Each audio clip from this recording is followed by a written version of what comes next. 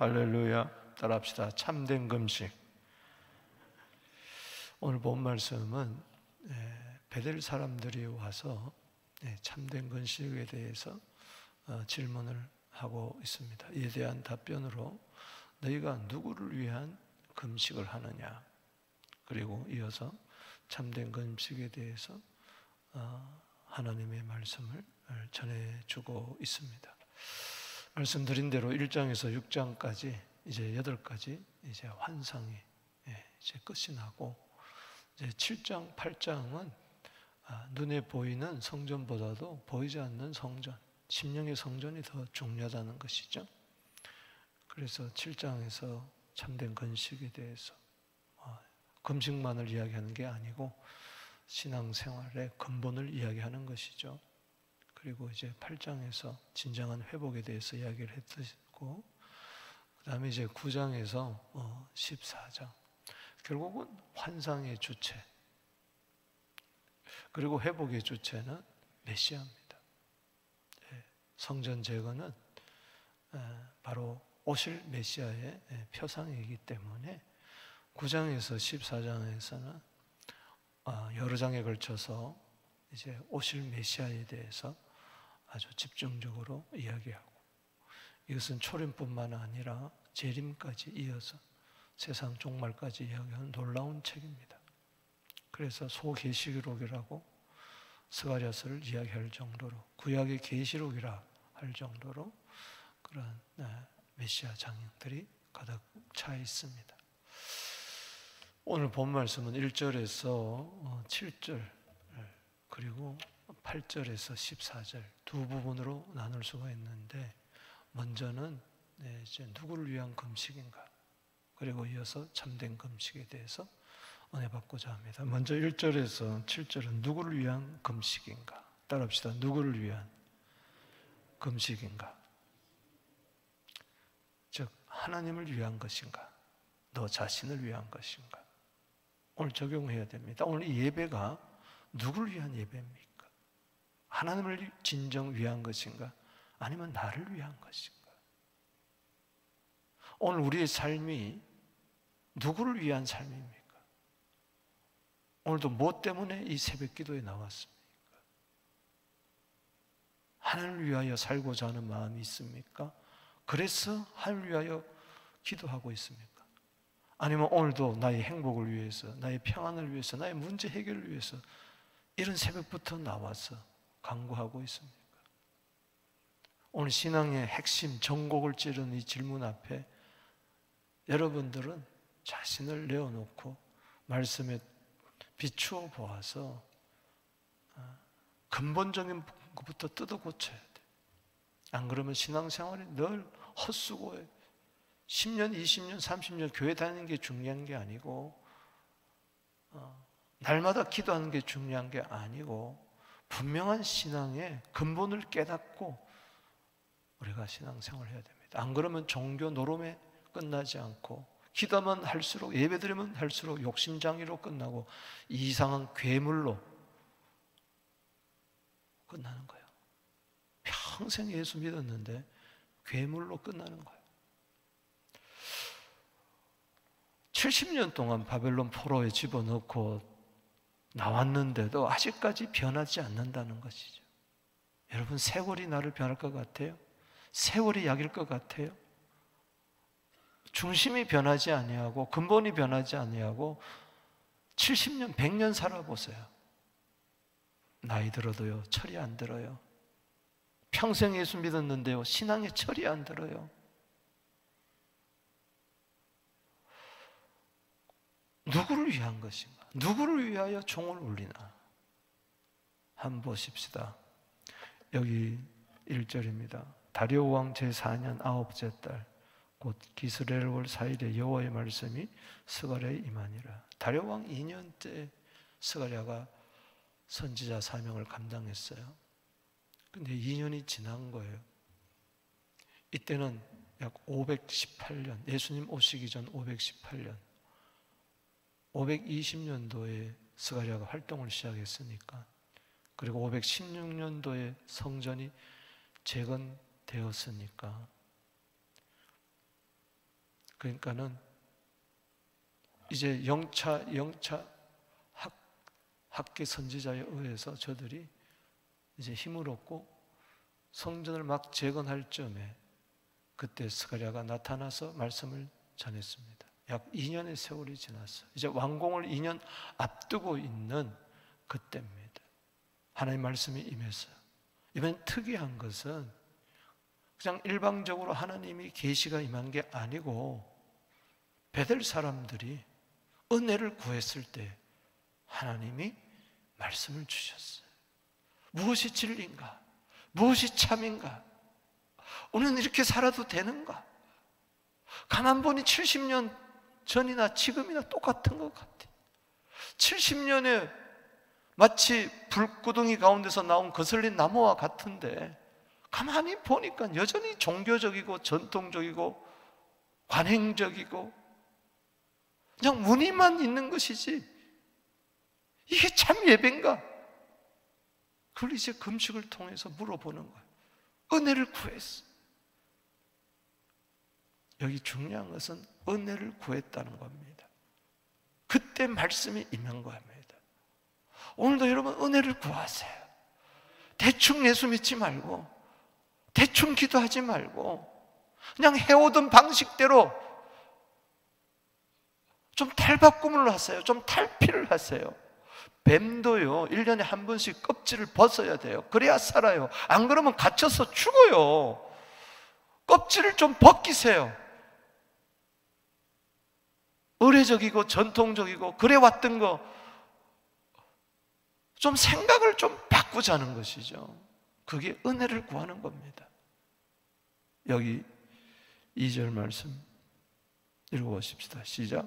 그때 베델 사람이 사레셀과 세갈레멧과 그의 부하들 보내어 그다 줄을 치세요. 여호와께 은혜를 구하고, 따라합시다. 여호와께 은혜를 구하고. 이 구하다는 것은 아주 간절하게 사모하, 어린아이가 엄마에게 어머니에게 뭐 주세요 뭐 이렇게 하듯이 은혜를 구하세요. 겸손한 자에게 야고보서 4장 6절에 더욱 큰 은혜를 주신다. 따라합시다. 겸손한 자에게 더욱 큰 은혜를 주신다. 오늘 새벽에 와서 질문하세요. 하나님, 내가 오늘 왜 이렇게 새벽기도 나왔죠? 왜 이렇게 피곤한 듯 일어났죠? 왜 이렇게 날마다 나는 새벽기도 나와야 하나요? 무엇 때문에? 무엇이 나로 하여금 오늘 이 자리에 이끌게 하나요? 은혜를 구하세요. 이렇게 예수 믿어도 되는가? 은혜를 구하세요.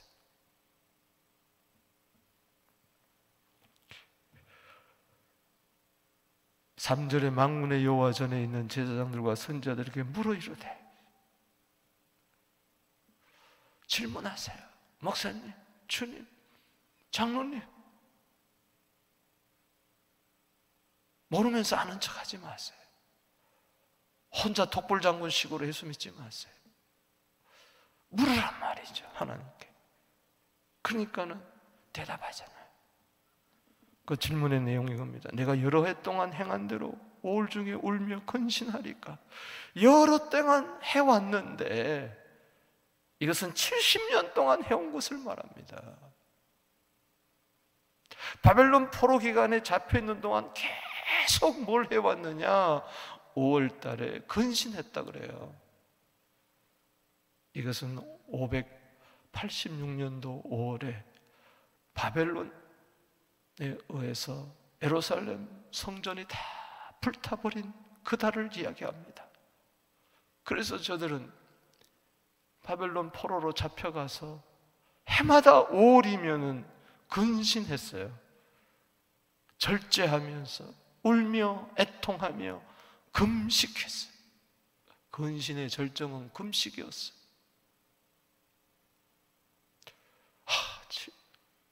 예루살렘 성전이 다 불타버렸구나. 예루살렘의 가옥이 다 불타버렸구나. 가슴을 치면서 이제 금식을 하다 보니까 이게 의례적인 것이 됐어요. 전통적인 것이 됐어요. 늘 해오던 대로 그냥 행하는 거예요.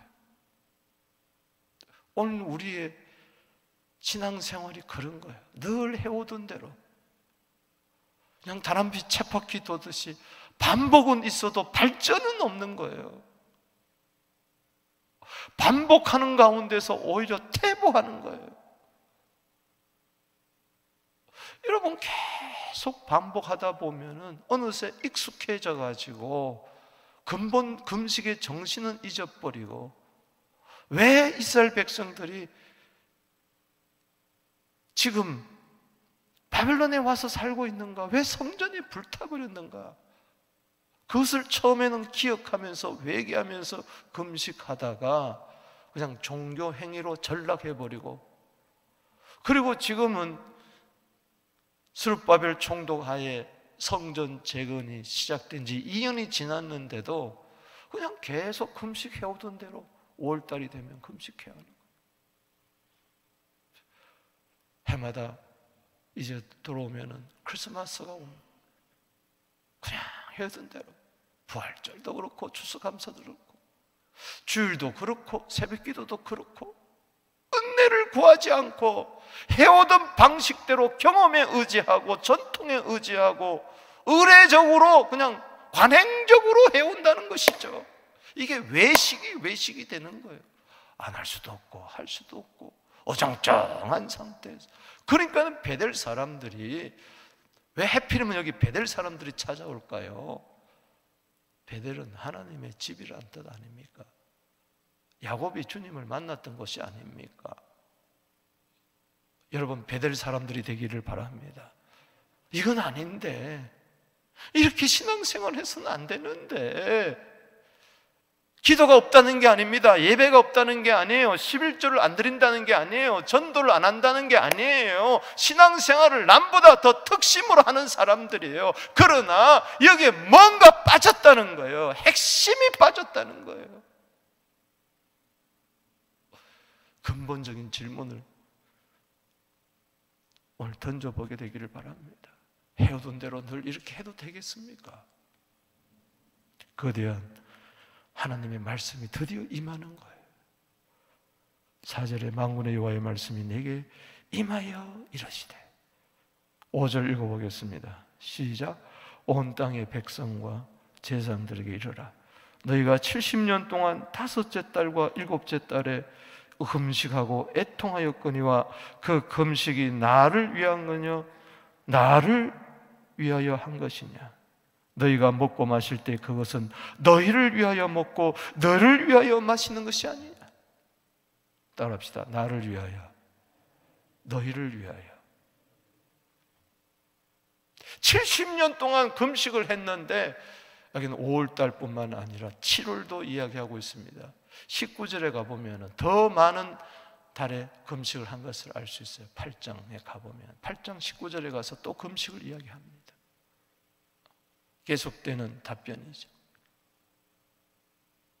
7월달은 두 가지 해석을 할 수 있어요. 7월달은 10일이 대속절이기 때문에 그 달에 금식했고, 또 하나는 열왕기하 25장 등지에 보면은 그 당시 바벨론에 의해서 유다의 총독이 세워졌는데 그 달이 왔습니다. 그는 바벨론에게 복종하라고 하니까 사람들이 때려 죽였어요. 그날 상기시키기 위해서 금식했다, 이런 두 가지 학설이 있습니다만, 어떻든 간에 처음에 의도는 좋았어요. 그러나 70년 동안 해오다 보니까는 그게 너무 익숙해지고 아무런 의미가 없는 거예요. 주일이 되었어요. 아무런 은혜를 구하지 않아요. 은혜를 구하면서 주님 앞에 나와 예배를 드려야 되는데 그냥 주일이니까는 아이고 시간 됐구나 빨리 가자, 그냥 헌금하고 그냥 봉사하고 그냥 돌아오고, 마음에 아무런 감동과 감격이 없고, 어떨 때는 시험 들어가지고 씩씩거리고 판단이나 하고, 그야말로 퇴보하고 전락하고 뒷걸음치고, 그러다가 시험 들고 넘어지고 자빠지고, 예배는 안 들 수도 없고 들 수도 없고 교회 안 나갈 수도 없고 나갈 수도 없고 어정쩡한 상태에서 그냥 해오던 방식대로 해오는 거예요. 거기에 정신도 없고 스피릿도 없고 목적도 없고 비전도 없고 꿈도 없고 뜨거움도 없고 열망도 없고 뭐 그렇게 신앙생활 하다가 가는 거지 뭐 이게 그런 거지 뭐 다 그런 거 아니야? 희망도 없고 꿈도 없고 그저 그런 거지 뭐 인생이라는 게 교회라는 것이 뭐 그런 거지 뭐 별 수 있나? 왜 그렇습니까? 하나님을 위한 것이 아니고 나를 위한 것이기 때문에 그렇습니다. 로마서 14장 7절 8절에 우리 중에 누구든지 자기를 위하여 사는 자도 없고 자기를 위하여 죽는 자도 없다. 우리가 살아도 주를 위하여 살고 죽어도 주를 위하여 죽나니 사나 죽으나 주의 것이로다. 할렐루야. 이게 빠져버린 거죠. 고린도 10장 31절 말씀처럼 먹든지 마시든지 무엇을 하든지 하나님의 영광을 위하여 하라 그랬는데 저들은 밥을 먹어도 자기를 위하여, 마셔도 자기를 위하여, 굶어도 자기를 위하여, 금식도 자기를 위하여, 예배도 자기를 위하여, 기도도 자기를 위하여. 야고보서 4장 3절 말씀처럼 정욕으로 쓰려고 잘못 구함이라. 이 정욕이 문제입니다.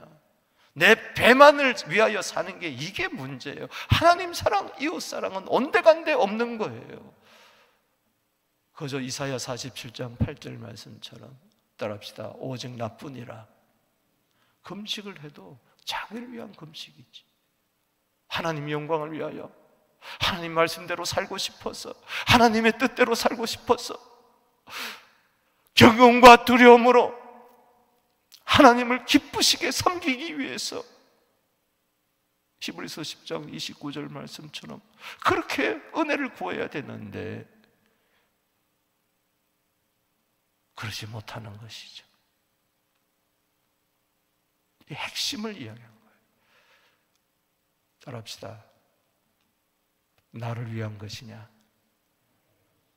너희를 위한 것이냐. 왜 두 번씩이나 이야기하고 있잖아요. 여기 5절에 나를 위하여 한 것이냐, 6절에 너희를 위하여 한 것이 아니냐. 오늘 신앙의 양심에 손을 얹고 난 오늘 이 새벽에 누구를 위하여 왔습니까? 무엇 때문에 왔습니까? 나를 위하여 새벽기도 나온 사람은요 늘 불안해요. 늘 근심이 안 떠나요. 그러나 하나님을 위하여 오늘도 이 새벽에 나온 자는 살든지 죽든지 뜻대로 하소서. 아멘입니다. 하나님의 뜻 가운데 살아도 죽어도 주님의 영광이 된다면, 하나님의 뜻대로 이루어진다면, 하나님이 하실 것을 믿고 찬송하며 이 길을 오늘도 갈 줄로 믿습니다. 7절에 이야기합니다. 예루살렘과 사면성읍의 백성이 평온히 거주하며 남방과 평안의 사람이 거주할 때 여호와가 예선자를 통해 외친 말씀이 있지 않느냐. 너희들 말씀을 잊어버렸구나. 70년 전을 되돌켜봐라. 그때 내가 평안히 거주할 때, 예루살렘에서 평안히 거주하고 솔로몬 성전에 들어와서 예배드리고, 그때 한번 기억해봐라. 그때 내가 말씀을 주지 않았던가.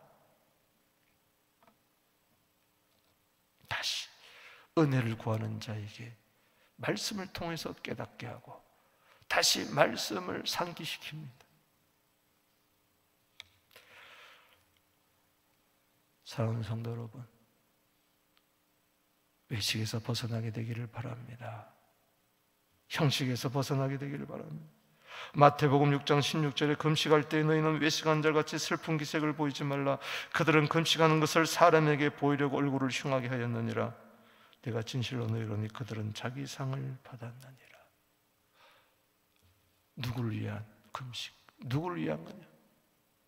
우리는 나를 위하고 사람들을 바라고, 저 사람 참 훌륭해, 보이려고 할 때가 너무 많다. 그래서 바리새인처럼 일부러 막 얼굴을 목욕도 안 하고 얼굴도 안 씻고 길거리에 서가지고 금식하고 기도하고 그런 삶을 우리는 다 집어치우고 오직 주님만을 위하여 따라합시다. 오직 하나님의 영광을 위하여. 아멘. 이게 은혜죠. 그걸 깨닫게 해주는 거예요. 그때 정신이 번쩍 드는 거예요. 8절에서 14절 두 번째 단락에서는 그래서 참된 금식은 뭐냐? 금식의 정신을 이야기하는 것이죠. 금식의 행위보다도 더 중요한 것은 정신이에요. 기도하는 이 자체보다도 더 중요한 것은 기도의 정신입니다. 예배를 드리는 것보다 더 중요한 것은 예배의 정신입니다. 할렐루야. 속이 중요하다는 것이, 근본이 중요하다는 것이죠. 그래서 참된 금식. 8절에 여호와의 말씀이 스가랴에게 임하니라. 9절에 만군의 여호와와 같이 말하노라. 너희는 진실한 재판을 행하며 서로 인애와 긍휼을 베풀며 과부와 고아와 나그네와 궁핍한 자를 압제하지 말며 서로 헤아려고 마음에 도마지 말라 하였으나. 이게 금식의 정신이라는 거예요. 이것이 이미 70년 전에 하나님이 말씀했다는 거예요. 금식의 행위가 중요한 게 아니고 이와 같이 살아야 되는데 그렇게 살지 못한 것에 대해서 공의를, 사랑을 실천하고 과와 가부와 나그네 이 자들을 압제당한 것이 아니라 그들에게 긍휼을 베풀면서 재판을 할 때 정의롭게 하며 그렇게 해야 되는데 그렇지 못하기 때문에 회개하면서 금식하면서 돌이켜야 되는데 그 근본 정신은 다 없어지고 금식하면 복 받더라, 금식하면 뭐가 되더라, 그냥 종교력에 따라서 금식했다는 것이죠. 그러니 더 중요한 것은 금식의 행위보다 더 중요한 것은 금식의 정신, 즉 공의와 사랑이라는 겁니다. 아멘이십니까? 기도하기 전에 기도의 정신을 먼저 가지세요. 공의와 사랑. 예배 드리기 전에 예배의 정신을 먼저 상기시키세요. 공의와 사랑.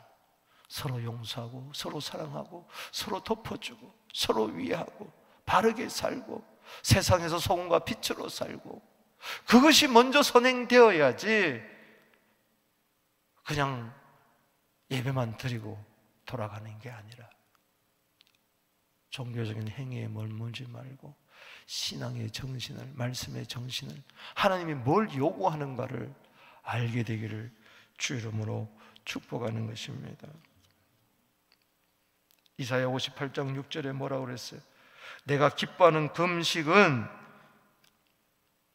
흉악의 결박을 풀어주며. 옛날에 기도원에 가면은 나의 기뻐하는 금식은 흉악의 결박을 풀어주며. 이걸 어떻게 해석하는 거 아니? 금식하면 흉악의 결박에서 풀린다, 그 뜻이 아니라 남의 흉악의 결박을 풀어주란 말이에요. 멍해의 줄을 끌어주라며 압제당한 자를 자유케 하고 모든 멍해를 꺾어주라는 거예요. 할렐루야. 묶인 것을 풀어주라는 겁니다. 나에게 대한 말이 아니에요. 성경을 잘못 해석하는 것이죠. 줄인 자에게 양식을 나눠주며 유리하는 빈민을 집에 들이며 헐벗은 자를 보면 입히며 내 골육을 펴야 스스로 숨는 것이 아니겠네. 공의와 사랑을 실천해 주는 것이 금식의 정신이다. 그게 하나님이 기뻐하는 금식이다. 할렐루야.